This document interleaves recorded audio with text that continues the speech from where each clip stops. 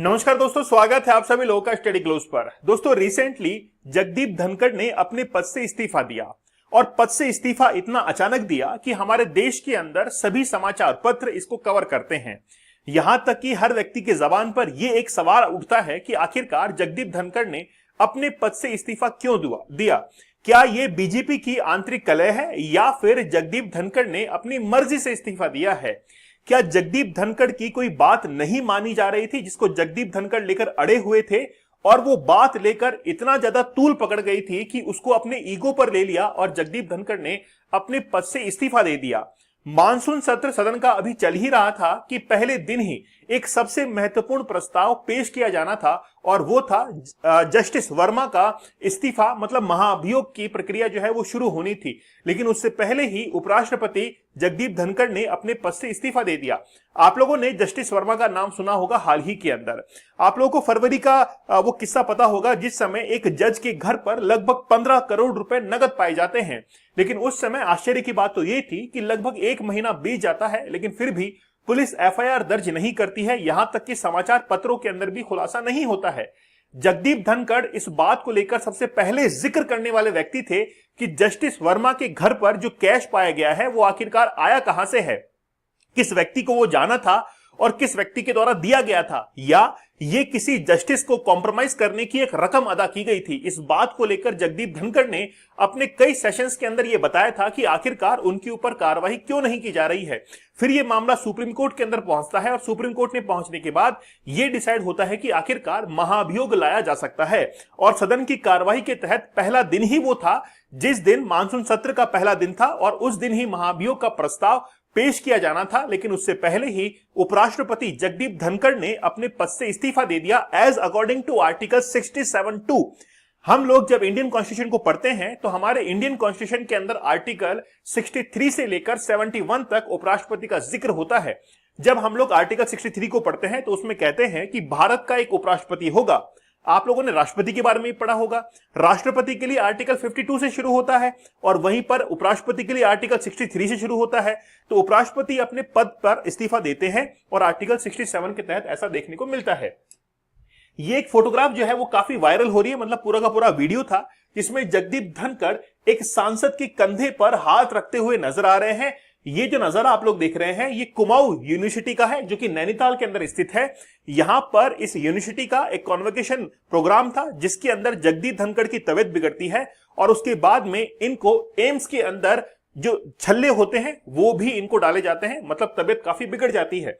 उस समय भी डॉक्टर्स ने ये कहा था कि आप जो है वो अभी आराम कीजिए, आपको ज्यादा काम करने की आवश्यकता नहीं है। और वहीं से एक सवाल खड़ा हो जाता है कि अगर मार्च के अंदर ऐसा हुआ था तो आज तक इन्होंने इस्तीफा क्यों नहीं दिया, इतनी देरी क्यों लगा दी और आखिरकार मानसून सत्र के पहले ही सेशन के अंदर आकर ये अचानक से अपना रेजिग्नेशन जो है वो सौंप देते हैं। तो हम लोग बड़ा विस्तार से बात करेंगे कि आखिरकार इसके पीछे क्या कारण रहे हैं। मैं आप लोगों को 4 महत्वपूर्ण कारण बताऊंगा, उनमें से एक कारण आप अपने अनुसार अपनी मानसिक स्थिति के, मतलब अपनी बौद्धिक क्षमता के आधार पर उसमें से एक विकल्प को चूज कर लीजिएगा। दोस्तों, हाल ही में हमने डीप वर्क का एक कोर्स लॉन्च किया है जिसमें फोकस रहेगा आपके फोकस के ऊपर, मतलब पावर ऑफ फोकस। आप लोग हमेशा ये कहते हैं कि हमारे जीवन के अंदर डिस्ट्रैक्शन काफी हैं क्योंकि आपके जीवन के अंदर सोशल मीडिया आज इतना ज्यादा अंदर तक आ चुका है कि आप जब भी खाली बैठे हुए होते हैं तो YouTube के शॉर्ट्स देखने लगते हैं, आप Instagram की रील्स देखने लगते हैं और वही एक डिस्ट्रैक्शन का सबसे बड़ा कारण है। इससे पहले हमने 100 डेज का हार्ड चैलेंज लिया था और 75 डेज का हार्ड चैलेंज लिया था जो कि आपको एडिक्शन से बचा रहा था। लेकिन अब आपके लाइफ को ग्रो करने की बारी है, इसीलिए हम लोग डीप वर्क का एक कोर्स शुरू कर रहे हैं 1 अगस्त से। अगर आप लोग 1 अगस्त से पहले इस कोर्स को लेते हैं तो आप लोगों को ये कोर्स 400 रुपीज में रहेगा। आप लोगों को फोकस कूपन कोड यूज करना है जिसकी मदद से आप लोगों को मैं 30 टेक्निक्स बताऊंगा। रोजाना लाइव सेशन होगा और उसमें हम लोग एक टेक्निक के बारे में डेली डिस्कस करेंगे। आप लोग चाहें तो इसको 75 डेज के हार्ड चैलेंज के पैरेलल लेके चल सकते हैं, मतलब एक तरफ एडिक्शन से दूर और दूसरी तरफ लाइफ के अंदर ग्रो करने के लिए भी आप लोग टेक्निक सीख रहे हैं। आप लोग मुझे टेलीग्राम पर और इंस्टाग्राम पर जरूर ज्वाइन कर लीजिएगा। चलिए बात करते हैं बड़ा विस्तार से कि आखिरकार बीजेपी के आगे क्या प्लान्स हो सकते हैं। लेकिन सबसे पहले कि आखिरकार जगदीप धनखड़ ने अपने पद से इस्तीफा दिया तो इसका एक संवैधानिक आधार हम लोग देख लेते हैं। तो बीजेपी ने हाल ही के अंदर यानी कि अनएक्सपेक्टेड तरीके से अभी हाल ही में वाइस प्रेसिडेंट का ये जो इस्तीफा है जिसको एग्जिट कहा जा रहा है, इसको स्वीकार कर लिया है और गवर्नमेंट ने ये क्लियर कर दिया है कि जगदीप धनखड़ जो है वो अपना जो इस्तीफा है वो राष्ट्रपति को सौंप चुके हैं। ये पहली बार ऐसा हुआ है कि फर्स्ट हाई प्रोफाइल एक एग्जिट माना जा रहा है। इससे पहले वीवी गिरी ने भी, जो कि 1967 के समय उपराष्ट्रपति थे, उन्होंने राष्ट्रपति का चुनाव लड़ने के लिए अपने पद से इस्तीफा दिया था। तो ऐसे कई बार, मतलब 3 बार ऐसा हुआ है। भैरव सिंह शेखावत ने भी ऐसा किया था। तो उपराष्ट्रपति का जो है पद छोड़ते हुए राष्ट्रपति का चुनाव लड़ने के लिए उन्होंने अपने पद से इस्तीफा दिया था। पहला और प्राइमरी रीजन बताया जा रहा है कि उनको हेल्थ रीजंस थे। जैसे कि मैंने अभी आप लोगों को फोटोग्राफ्स के अंदर दिखाया था कि कुमाऊं जो यूनिवर्सिटी है उत्तराखंड के अंदर, वहां पर वो पार्टिसिपेट करते हैं और प्रोग्राम जैसे ही खत्म होता है उसके बाद में उनको एक सीने में दर्द जो है वो चालू हो जाता है। और फिर आज आप देखिए कि मानसून सेशन के पहले ही दिन जो है वो अपने पद से रेजिग्नेशन दे देते हैं। अब बात है जस्टिस वर्मा की। दोस्तों, जस्टिस वर्मा आप लोग को याद होगा, जस्टिस वर्मा का जो केस था, उस केस के पैनल को चूज करने की जिम्मेदारी जगदीप धनखड़ की थी। उस पैनल के अंदर 3 व्यक्ति जो कि बहुत मनोनीत व्यक्ति होते हैं, मतलब बहुत ही प्रेस्टिजियस इलीट पर्सन वो होते हैं, उनको चूज करने की जिम्मेदारी जगदीप धनखड़ के ऊपर थी। लेकिन जस्टिस वर्मा का केस जो है वो ये मान के चलिए कि बड़ी सुर्खियां बटोर रहा था। अभी हाल ही में आप लोगों ने इस केस के अंदर देखा होगा। अब एक्चुअली में क्या है, सबसे पहले देखिए आर्टिकल 67 क्या है। आर्टिकल 67A के तहत ही जगदीप धनखड़ ने अपने पद से इस्तीफा दिया है, क्योंकि जब भी हम लोग उपराष्ट्रपति के लिए आर्टिकल पढ़ते हैं तो 63 से लेकर 71 तक उपराष्ट्रपति के आर्टिकल आते हैं। उपराष्ट्रपति को चुनाव करने के लिए, यानी कि सीधे तौर पर हम लोग उपराष्ट्रपति का चुनाव तो करते हैं, लेकिन उनको काम करने के तौर पर राज्यसभा का सभापति बनाते हैं। तो उपराष्ट्रपति के बारे में ऐसा कहा जाता है कि सदन के ऐसे अध्यक्ष जो कि उस सदन के अध्यक्ष यानी कि सदस्य ही नहीं है, तो राज्यसभा के जो सभापति होते हैं वो कभी भी राज्यसभा के सदस्य ही नहीं होते हैं। ये बात आप लोग ध्यान में रखिएगा एग्जाम के पॉइंट ऑफ व्यू से।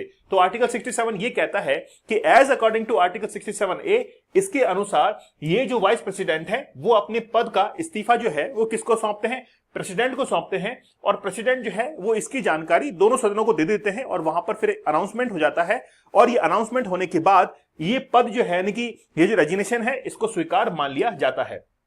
चलिए धीरे धीरे हम लोग बात करेंगे। पहले मैं आप लोगों को बताता हूं कि आखिरकार रहा इस समय हुआ क्या। देखिए, सबसे पहले बात है 21 जुलाई की। 21 जुलाई को जब पहला सेशन शुरू होता है तो वो एक नॉर्मल डेज की तरह ही शुरू होता है, लेकिन उस दिन भी ये पता नहीं था, क्योंकि लगभग समय जो है वो 3:30 बज चुके थे। तब तक भी इस्तीफे के बारे में कोई भी पता नहीं था कि ऐसा इस्तीफा देने जा रहे हैं। शाम को अचानक से एक मीटिंग होती है बीजेपी की, और उस बीजेपी की मीटिंग के अंदर ये डिसाइड किया जाता है कि जगदीप धनखड़ जो है वो अपने पद से इस्तीफा देने वाले हैं, और इसका डिक्लेरेशन लगभग रात को 9:30 बजे होता है। और 22 जुलाई को सुबह ही जैसे सेशन स्टार्ट होता है उसके बाद में अनाउंसमेंट हो जाता है कि वो अपने पद से इस्तीफा दे चुके हैं। अब हम लोग ये देखते हैं कि आखिरकार उन्होंने अपने पद से इस्तीफा क्यों दिया। आप देखिए, सबसे पहले इस फोटोग्राफ के अंदर आपको यहां पर एक फिल्मी एक्टर जो कि सलमान खान है वो आपको नजर आ रहे हैं, और दूसरी तरफ आपको जगदीप धनखड़ नजर आ रहे हैं। आप लोगों को पता होगा एक फिल्म की शूटिंग की गई थी, हम साथ साथ हैं। उस फिल्म की शूटिंग जोधपुर के अंदर हुई थी, राजस्थान के जोधपुर के अंदर, और वहां पर काले हिरण का शिकार करने का आरोप सलमान खान के ऊपर लगा था। लेकिन सलमान खान को बेल नहीं मिल रही थी, और पेशे से एडवोकेट रहे जगदीप धनखड़ ने इस केस के तहत इनको एक बेल दिलाई। और वही एक जो है, यानी कि उस समय सुर्खियां, वो केस जो है काफी बटोर रहा था कि आखिरकार जगदीप धनखड़ ने सलमान खान को बेल क्यों दिलाई है। लेकिन आज जो है वो इस केस से ऐसा कोई भी रिलेट नहीं करता है, तो हम लोग इसको एक साइडलाइन कर देते हैं और दूसरे केस के ऊपर आते हैं, और वो है जस्टिस वर्मा का केस। देखिए, जस्टिस वर्मा के ऊपर महाभियोग लाया जाना था, और महाभियोग लाए जाने के लिए सबसे पहले लोकसभा के अंदर लगभग 100 जो एमपी हैं उनके अनुमोदन की आवश्यकता होती है, और राज्यसभा के अंदर लगभग 50 जो सांसद है उनके अनुमोदन की आवश्यकता पड़ती है। अब जस्टिस वर्मा का केस पहले मैं आप लोग को बता देता हूं। जस्टिस वर्मा जो है वो घूमने के लिए गए हुए थे मध्य प्रदेश के अंदर, जो कि एक टाइगर रिजर्व के अंदर थे, और पीछे से उनके पास में उनकी बेटी का फोन जाता है कि आज हमारे यहां पर एक स्टोर रूम के अंदर आग लग चुकी है, और स्टोर रूम के अंदर आग को बुझाने के लिए फायर ब्रिगेड से जो लोग आए थे, ऑफिसर जो आए थे, उन्होंने आज ये कहा है कि स्टोर रूम के अंदर जले हुए नोट जो है वो हमको मिले हैं।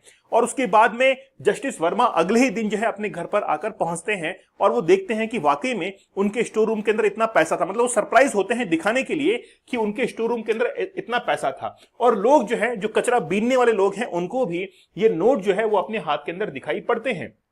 इसीलिए न्यायपालिका की कार्यविधि जो है उसके ऊपर एक सवाल या निशान खड़ा होता है कि क्या वाकई में जस्टिस वर्मा किसी न्याय को, मतलब किसी जस्टिस को कॉम्प्रोमाइज कर रहे थे इन नोट के बदले, और यही जो मामला है वो आगे बढ़ता है और ये सुप्रीम कोर्ट तक मामला पहुंचता है और ये डिसाइड होता है कि जस्टिस वर्मा के ऊपर महाभियोग लाया जाएगा। और इम्पीचमेंट जिस प्रोसेस को हमने यूएसए से लिया है एक्चुअली में होता कैसे है, पहले आप इसकी प्रोसीजर को समझ जाइए। एक्चुअली में क्या होता है कि आइदर लोकसभा या फिर राज्यसभा कहीं पर भी महाभियोग लाया जा सकता है। जैसे मान लीजिए कि लोकसभा के अंदर महाभियोग लाया गया है तो लोकसभा से पहले 100 लोगों का, 100 जो सांसद हैं उनके अनुमोदन की आवश्यकता पड़ती है। फिर राज्यसभा से 50 जो सांसद हैं उनके अनुमोदन की आवश्यकता पड़ती है। जब दोनों ही अनुमोदन दे देते हैं तो फिर जो है वो जस्टिस जो है उनको 14 दिन पूर्व एक सूचना दी जाती है और उसके बाद में महाभियोग की प्रक्रिया लोकसभा और राज्यसभा में शुरू हो जाती है। तो प्रक्रिया शुरू होने से पहले ही एक अनुमोदन की आवश्यकता पड़ती है, तो वो अनुमोदन जो है वो ऑलरेडी क्लियर हो चुका था। ठीक है, क्लियर जो है वो हो चुका था। अब एक्चुअली में क्या है, यहीं पर जो है वो थोड़ा मामला अटका हुआ था और जगदीप धनखड़ जो है वो इस मामले को अपने ईगो पर लेते हैं। किस तरीके से, जो लोकसभा है, लोकसभा के अंदर अभी ओम बिरला है स्पीकर, जो कि राजस्थान कोटा से सांसद है। उनके पास में लगभग 145 सांसद पहुंच जाते हैं अपने अनुमोदन के लिए और उनका अनुमोदन स्वीकार कर लिया जाता है। उसी दिन राज्यसभा के अंदर भी 50 मेंबरों की आवश्यकता होती है, तो 50 मेंबर भी राज्यसभा के अंदर पहुंच जाते हैं और 50 मेंबर पहुंच जाते हैं तो वहां पर भी अनुमोदन स्वीकार हो जाता है। अब बात यह है कि जहां पर पहले अनुमोदन पहुंचता है वहां के स्पीकर को ये अथॉरिटी होती है, ये पावर होती है कि वो एक पैनल बनाते हैं और वो पैनल इस बात के लिए होता है कि आखिरकार कार्रवाई जो है वो किस तरीके से की जाएगी। और वो 3 सदस्य उस पैनल के अंदर होते हैं, एक तो सुप्रीम कोर्ट के चीफ जस्टिस होते हैं, एक जो है वो हाई कोर्ट के चीफ जस्टिस या फिर कोई अन्य न्यायाधीश हो सकते हैं, और एक जो है वो काफी इलीट जस्टिस जो है उसके अंदर शामिल किए जाते हैं। कुल 3 सदस्य इसके अंदर होते हैं। अब ये जो पैनल है वो या तो मेंबर ऑफ पार्लियामेंट, मतलब ये जो है वो स्पीकर बनाए लोकसभा के, या फिर वो राज्यसभा के जो सभापति हैं वो बनाए। तो अब जगदीप धनखड़ ये कह रहे थे कि भाई मैंने जो है, मेरे पास में अथॉरिटी है कि मैं इस पैनल को बनाऊं, क्योंकि जगदीप धनखड़ ही वो पहले व्यक्ति थे जिन्होंने जस्टिस वर्मा के इस केस को आगे बढ़ाया।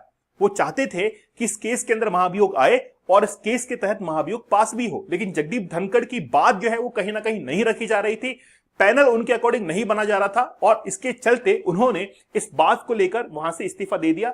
ये एक कारण जो है वो बताया जा रहा है कि जगदीप धनखड़ की बात जो है वो वहां पर नहीं रखी गई थी और इसीलिए उन्होंने अपने पद से इस्तीफा दे दिया। तो ये तो हुए 2 मामले। तीसरा मामला ये है कि इलाहाबाद हाईकोर्ट के एक जज हैं जिनका नाम है शेखर कुमार यादव। शेखर कुमार यादव ने हाल ही के अंदर एक कॉन्फ्रेंस के अंदर यह कह दिया था, जो कि मुस्लिम और हिंदुओं के लिए, दोनों कम्युनिटी के लिए खतरा था। तो एक स्पीच जो है वो दी गई थी और उसी स्पीच के अंदर एक शब्द का यूज किया गया था, कठमुल्ला। ठीक है, वो भी जो केस था वो यही था। यहां पर जो है वो जगदीप धनखड़ ये चाहते थे कि इनके खिलाफ महाभियोग आए, मतलब इनको जो है अपने पद से हटाया जाए। अब बात यह है कि जगदीप धनखड़ जो कि बीजेपी की तरफ जो है वो बोलने चाहिए, क्योंकि पहले बीजेपी से सांसद हैं ये और सांसद के बाद में उपराष्ट्रपति बने हैं। लेकिन कहीं ना कहीं जैसे राज्यसभा के अंदर जब जस्टिस वर्मा का केस आया तो वहां पर एक भी ऐसा सांसद नहीं था जो कि बीजेपी का हो, सभी सांसद कांग्रेस से थे और उसी प्रस्ताव को जगदीप धनखड़ स्वीकार करने वाले थे। इस बात से बीजेपी डर जाती है कि यार हमारे ना रहते हुए भी जगदीप धनखड़ अगर इस प्रस्ताव को स्वीकार करते हैं तो कहीं ना कहीं प्रॉब्लम हो सकती है। ठीक ऐसा ही इसी केस के अंदर यह भी था कि यहां पर जगदीप धनखड़ इनको यहां से अपने पद से हटाना चाह रहे थे, लेकिन बीजेपी ऐसा नहीं चाह रही थी। इसके चलते जगदीप धनखड़ जो है वो कहीं ना कहीं विवादों के अंदर उलझ रहे थे। एक चौथा जो है वो ये भी था कि नीतीश कुमार जो है, जो कि बिहार के अंदर एक अच्छी पकड़ रखते हैं, बिहार से ये अब मुख्यमंत्री जो है वो बनने वाले थे। अब बात यह है कि बिहार के अंदर जो इलेक्शंस थे वहां पर इनकी जीत निश्चित थी। बीजेपी ये चाहती थी कि वो अपना वर्चस्व जो है वो बिहार के अंदर बनाए, इसलिए जगदीप धनखड़ का इस्तीफा स्वीकार करते हुए नीतीश कुमार को अगर उपराष्ट्रपति बना दिया जाता है तो फिर बिहार की राजनीति के अंदर एंट्रेंस जो है वो मिल सकती है बीजेपी को और वहां पर अपना मुख्यमंत्री तैनात कर सकती है। इसलिए ये कयास भी लगाए जा रहे थे कि नीतीश कुमार को कहीं ना कहीं उपराष्ट्रपति बनाने के लिए जगदीप धनखड़ से इस्तीफा मांगा गया और जो है जगदीप धनखड़ ने अपना इस्तीफा दे दिया। तो ये जो पूरा प्रोसीजर है ये आप लोगों को समझ में आएगा। इसमें सबसे स्ट्रांग पॉइंट ये है जस्टिस वर्मा वाला केस, कि जस्टिस वर्मा के अंदर जो पैनल गठित किया जाना था वो कहीं ना कहीं उसकी जो पावर थी वो जगदीप धनखड़ से छीनी जा रही थी। मतलब जगदीप धनखड़ ये कह रहे थे कि पैनल जो है वो मेरे अनुसार होना चाहिए, और ऐसा नहीं हो रहा था, और उसके चलते उन्होंने अपने पद से इस्तीफा दिया। लेकिन जो इस्तीफे के अंदर लिखा गया है वो तो ये है कि स्वास्थ्य कारणों से अपना इस्तीफा जगदीप धनखड़ ने दिया है। ठीक है, तो ये बात जो है वो आप लोग अच्छे से समझ लेनी है। अच्छा, अब देखिए कि वाइस प्रेसिडेंट जो है वो आखिरकार इलेक्ट कैसे होते हैं। वाइस प्रेसिडेंशियल इलेक्शन एक्ट जो है वो 1952 के अंदर बनाया गया था, जिसमें आपकी एज जो है 35 इयर्स होनी चाहिए, राज्यसभा का सांसद बनने की योग्यता होनी चाहिए, सिटीजन आप होने चाहिए, तब जाकर आप जो है नॉमिनेट हो सकते हैं उपराष्ट्रपति पद के लिए। और उसमें 20 MP जो है लोकसभा से और 20 MP जो है राज्यसभा से, वो आपके पक्ष में ये मत दें कि हाँ ये व्यक्ति जो है वो राष्ट्रपति उपराष्ट्रपति बन सकता है, और तब जाकर इलेक्शंस होते हैं। इलेक्शंस के अंदर क्या होता है कि राज्यसभा के अंदर तो आपके पास में होना ही चाहिए मेजोरिटी, है ना। ठीक है, इस तरीके से तो आपको बेसिकली समझ लेना है। लेकिन बात यह है कि आखिरकार जगदीप धनखड़ ने इस्तीफा क्यों दिया। आज ये बड़ा सुर्खी वाला विषय बना हुआ है कि या जगदीप धनखड़ जो है स्वास्थ्य कारणों से इस्तीफा दे रहे हैं, या उनसे जबरन जो है वो इस्तीफा मांग लिया गया है। दोस्तों, हमारा डीप वर्क का ये जो कोर्स है द पावर ऑफ फोकस, इसको आप लोग जरूर लीजिएगा, क्योंकि ये आपको काफी बेनिफिट कर सकता है आपके फोकस को और कंसंट्रेशन को इंक्रीज करने में, और डिस्ट्रैक्शन को काफी कम करने के अंदर। कूपन कोड आपको फोकस यूज करना है, जिससे आप लोग को 400 रुपीज में अवेलेबल हो जाएगा। साथ ही के अंदर आप लोग 75 डेज का हार्ड चैलेंज भी पैरेलल ले सकते हैं, ताकि आप लोग एक तरफ एडिक्शन से बाहर निकले और दूसरी तरफ अपनी लाइफ के अंदर ग्रो कर सके। आप लोग टेलीग्राम पर और इंस्टाग्राम पर मुझे ज्वाइन कर सकते हैं। तो मिलते हैं आप लोगों से अगले सेशन के अंदर। तब तक धन्यवाद, थैंक यू, जय हिंद।